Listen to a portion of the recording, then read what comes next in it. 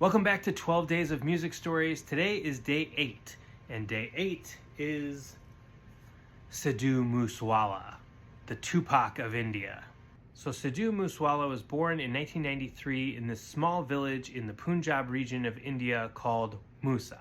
He was born Shubdeep Sidhu. His stage name Sidhu Moosewala means Sidhu from Musa.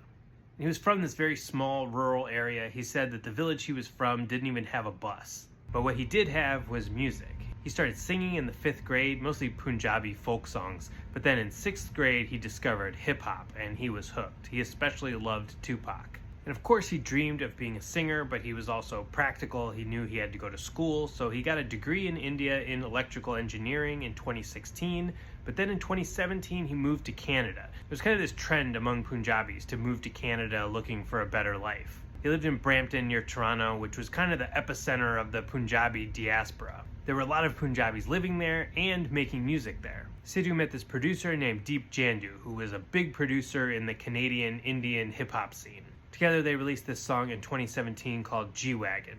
Then Sidhu started working with this other producer named Big Bird, and they released this song that became Sidhu Moosewala's breakthrough song. It was called So High.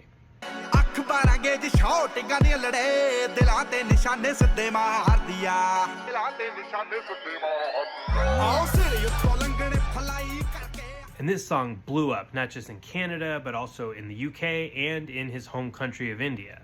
Sidhu Moosewala's rise to fame came really fast. In just a couple months, he went from being this village boy to a global superstar. His debut album, PBX1, came out in October of 2018, and then he released a couple more mixtapes, Snitches Get Stitches and Moose Tape. That album, Moose Tape, became the first album by an Indian artist to get 1 billion streams on Spotify.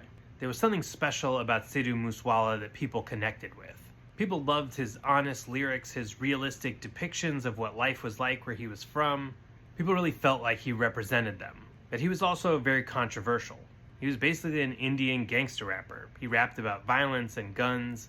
And so, of course, just like people attacked American gangster rappers, people accused Sidhu Moosewala of glorifying guns and violence. But his songs were also political. He lent support to protests, and he was shining a light on Punjabi society, talking about things that you weren't supposed to talk about, things other people were scared to talk about. He was turning them into hit songs. There was also another layer of controversy because he was a Sikh, and Sikh religious leaders attacked his lyrics. Sidhu Moosewala had become very successful in a short amount of time, but he had also painted a target on his back. He still lived in his small village of Musa, but now he drove around in a bulletproof vehicle surrounded by armed guards. And then one fateful day, May 29th, 2022, he was traveling from Musa to another village to go visit his aunt. And on this one particular day, he wasn't in his bulletproof vehicle. He only had 2 armed guards instead of 4, which was his usual. And in one of the villages he was driving through, another car pulled up next to him, pulled out guns, opened fire, and Sidhu Moosewala was killed. He suffered 19 bullet injuries. He was only 28 years old.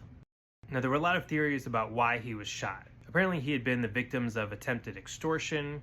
There were also rumors that somebody in his entourage had been involved in a murder, and this was revenge for that murder. But according to most reporters, only the why of his killing is still unknown. They're pretty sure they know who did it. There's a notorious gang in India called the Lawrence Bushnoi gang. And immediately this gang took credit for killing Sidhu Moosewala, although later they retracted it.